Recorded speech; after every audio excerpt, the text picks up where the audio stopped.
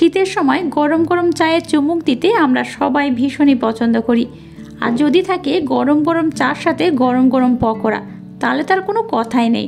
নমস্কার বন্ধুরা, আমি পম্পা, আর পম্পার এই ছোট্ট কিচেনে আপনাদের সকলকে স্বাগত। আজ বানাবো চিকেন পকোড়া। চিকেন পকোড়া বাচ্চা থেকে বড় আমরা সবাই খেতে ভীষণই পছন্দ করি। আর চিকেন পকোড়া কম বেশি আমরা সবসময় বাড়িতে বানিয়ে থাকি। তবে খুব কম সময়ে অল্প কয়েকটা উপকরণ দিয়ে কিভাবে খুব সহজে চিকেন পকোড়া বানাবেন চলুন দেখে নেওয়া যাক। আজকের চিকেন পকোড়া বানানোর জন্য দেখুন এখানে আমি চিকেন নিয়েছি 1 কিলো। তবে এখানে কিন্তু আমি বোনলেস চিকেন ব্যবহার করছি না, চিকেন ব্যবহার করছি উইথ বোন আছে কিন্তু সেরকম চিকেন আমি ব্যবহার করছি। আপনারা চাইলে কিন্তু এখানে বোনলেস চিকেনও ব্যবহার করতে পারেন। 1 কিলো চিকেনের জন্য এখানে রসুন বাটা নিয়েছি এই চামচের 1 চামচ, আদা বাটা নিয়ে নিয়েছি 1 চামচ, দিয়ে দেবো এই চামচের 1 চামচ লবণ। লবণটা আপনারা আপনাদের পছন্দ মতো বা স্বাদ মতো দেবেন। দিয়ে দেবো 1/2 চামচ বিট লবণ। এখানে 2 রকম লবণ ব্যবহার করবেন, তাহলে কিন্তু এই পকোড়ার টেস্ট দ্বিগুণ বেড়ে যাবে। 1/2 চামচ দিয়ে দেবো চাট মশলা, 1/2 চামচ দিয়ে দেবো ধনে গুঁড়ো, হলুদ গুঁড়ো দিয়ে দেবো 1/2 চামচ, একদম সামান্য পরিমাণে দিয়ে দিলাম কাশ্মীরি লাল লঙ্কার গুঁড়ো, এই চামচের 3 ভাগের 1 ভাগ দিয়ে দিলাম জিরে গুঁড়ো। এখানে দেখুন এরকম একটা ছোট বাটির হাফ বাটি মানে একটা গোটা লেবুর রস আমি নিয়ে নিয়েছি। পাতি লেবুর রস এখানে আমি দিয়ে দিলাম, একটা সম্পূর্ণ পাতি লেবুর রস আমি ব্যবহার করছি। এখানে ফ্রেশ টক দই আমি নিয়ে নিয়েছি, এখান থেকে টক দই আমি এই চামচে 2 চামচ দিয়ে দেব। চিলি সস নিয়ে নিয়েছি, চিলি সস এখানে 2 চামচের মতো দিয়ে দেব।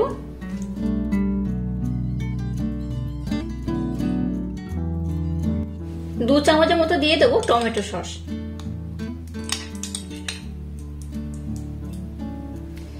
দেখুন এটা ম্যারিনেট করার জন্য সমস্ত উপকরণ এখানে আমি অ্যাড করে দিয়েছি। এবার সমস্ত উপকরণ দিয়ে মাংসটাকে আমি খুব ভালোভাবে ম্যারিনেট করে নেব। আচ্ছা, এখানে আমি যে যে উপকরণ ব্যবহার করেছি চেষ্টা করবেন এই উপকরণগুলো ব্যবহার করার, তাহলে কিন্তু এই পকোড়াটা একদম দুর্দান্ত হয়, একদম বিয়ে বাড়ির স্টাইলেও হয়, খুব সুন্দর খেতে হয়। আর আপনাদের হাতের কাছে যদি টক দই না থাকে এর পরিবর্তে কিন্তু শুধু লেবুর রস দিলেও হবে, আর নতুবা ভিনেগার যদি একটু ব্যবহার করেন তাও হবে। তো আমি এখানে ভিনেগার ব্যবহার করছি না, যেহেতু আমার কাছে টক দই এবং লেবু ছিল তাই কিন্তু এখানে আমি ভিনেগার ব্যবহার করছি না। এবার সমস্ত উপকরণ এইভাবে কিন্তু হাত দিয়ে মেখে নেব। আর মাংসের টুকরোগুলো দেখুন এইরকমই হয়ে রেখেছি আমি, খুব বড় নয় আবার খুব ছোট নয়, এইরকমই রেখেছি। দেখে বুঝতেই পারছেন কেমন রেখেছি, এই দেখুন। আপনারা চাইলে কিন্তু এই মাংসের যে টুকরোগুলো করেছে একটু ছোট কিংবা বড় করতে পারেন। তো যাই হোক সমস্ত উপকরণ দিয়ে এটাকে আমি খুব ভালোভাবে ম্যারিনেট করে নেব। মাংসটাকে ম্যারিনেট করে এটাকে আমি 1 ঘন্টার জন্য নর্মাল ফ্রিজে রেস্টে রেখে দেব। আপনাদের হাতে যদি কম সময় থাকে তাহলে 15 মিনিট কিংবা আধা ঘন্টা রাখলে হবে। তবে মাংসটাকে যত বেশিক্ষণ ম্যারিনেট করে রাখবেন মাংসটা কিন্তু খুব সুন্দর হবে আর পকোড়াগুলো খেতে দুর্দান্ত হবে। তো যাই হোক আমি এটাকে 1 ঘন্টার জন্য নর্মাল ফ্রিজে রেখে দেবো। আর যাদের হাতের কাছে ফ্রিজ নেই তারা কিন্তু নর্মাল রাখলেও হবে, ফ্রিজে রাখলে এটা খুব ভালোভাবে কিন্তু ম্যারিনেট হয়। তো যাই হোক এটাকে আমি খুব ভালোভাবে মিক্সড করে নিয়েছি। এবার এটাকে আমি 1 ঘন্টার জন্য রেস্টে রেখে দেবো। 1 ঘন্টা পর আমি আপনাদের সাথে আবার নেক্সট স্টেপ শেয়ার করব। 1 ঘন্টা পর আমি আবার ফিরে এলাম। দেখুন এখানে 3টে পেঁয়াজ এইভাবে টুকরো টুকরো করে কেটে নিয়েছি, তবে এটাকে কিন্তু আরো টুকরো টুকরো করে কাটতে হবে। আর নিয়েছি এখানে দেখুন বেশ কয়েকটা কাঁচা লঙ্কা, ঝালের পরিমাণটা আপনারা আপনাদের পছন্দ মতো দেবেন।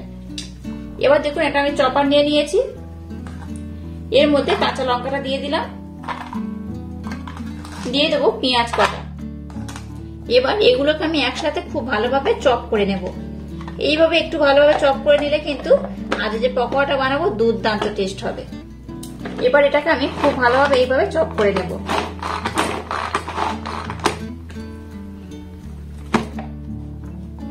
এই দেখুন এগুলোকে কিন্তু আমি খুব ভালোভাবে চপ করে নিয়েছি, দেখলেন তো কত একদম ঝুরো ঝুরো হয়ে গেছে।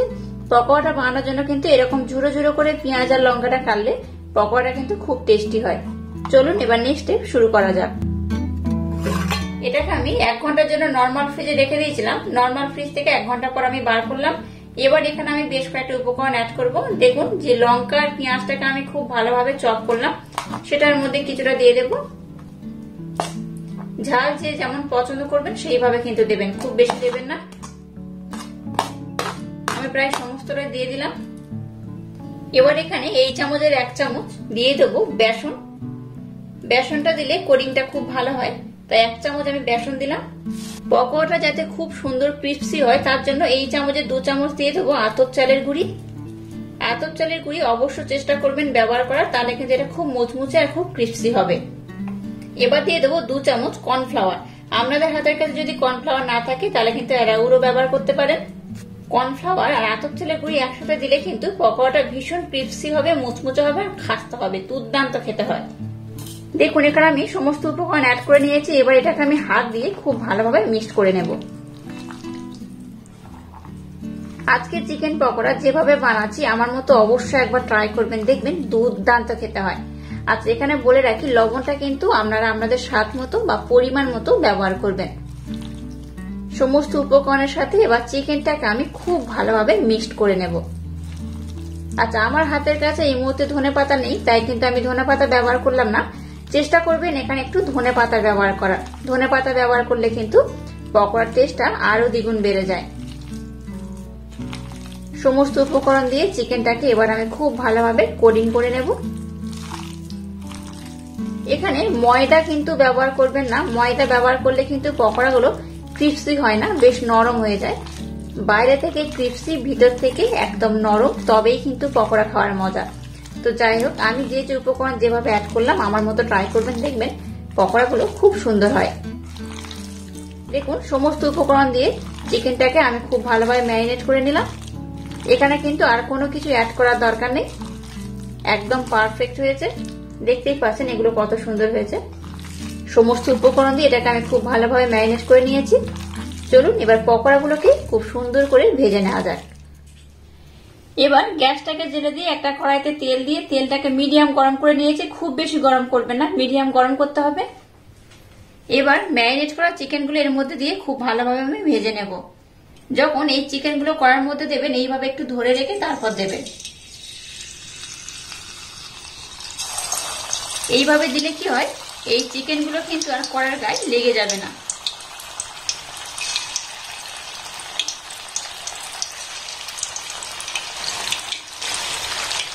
এইভাবে একটা কড়াইতে যতগুলো ধরবে আমি ঠিক ততগুলো দিয়ে খুব ভালোভাবে ভেজে নেব। গ্যাসের ফ্লেমটাকে লো টু মিডিয়াম রেখে এগুলোকে কিন্তু এইভাবে ভেজে নিতে হবে। গ্যাসের ফ্লেমটাকে হাই দেবেন না, তাহলে কিন্তু এগুলো বাইরে থেকে পুড়ে যাবে, ভিতর থেকে কিন্তু কাঁচা থাকবে। এইভাবে একটু উপর দিয়ে তেল এইভাবে দিয়ে দেব। এইভাবে এগুলোকে একটু লাল লাল করে আমি ভেজে নেব। দেখুন পকোড়াগুলোকে কিন্তু আমি খুব সুন্দর করে ভেজে নিয়েছি।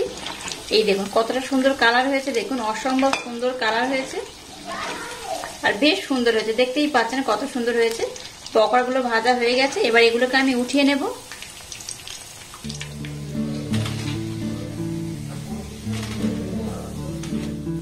একইভাবে সবগুলোকে আমি খুব সুন্দর করে ভেজে নেব। দেখুন বেশ অনেকগুলো পকোড়া কিন্তু ভাজা হয়ে গেছে আর অনেক বাকি রয়েছে। তবে বাড়ির মধ্যে বাচ্চারা খাওয়ার জন্য ভীষণ বায়না করছে যে এত সুন্দর ক্রিস্পি ক্রিস্পি পকোড়া হলে কি আর থাকা যায়। তো বাচ্চারা খাওয়ার জন্য কিন্তু ভীষণ বায়না করছে, তাই আপনাদের সাথে আমি শেয়ার করে নিলাম যে দেখুন পকোড়াগুলো কত সুন্দর হয়েছে, ভীষণ ক্রিস্পি। একবার আমার মতো ট্রাই করবেন। এই দেখুন আওয়াজটা শুনে বুঝতেই পারছেন কতটা ক্রিস্পি হয়েছে। এটা যতটা ক্রিস্পি ততটা কিন্তু খেতে দুর্দান্ত। আমার মতো একদম একই রকম উপকরণ দিয়ে একবার ট্রাই করবেন, দেখবেন খুব সুন্দর লাগবে।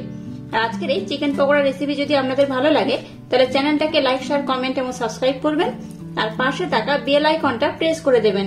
তাহলে টাটা, আবার দেখা হচ্ছে নতুন কোনো রেসিপি নিয়ে।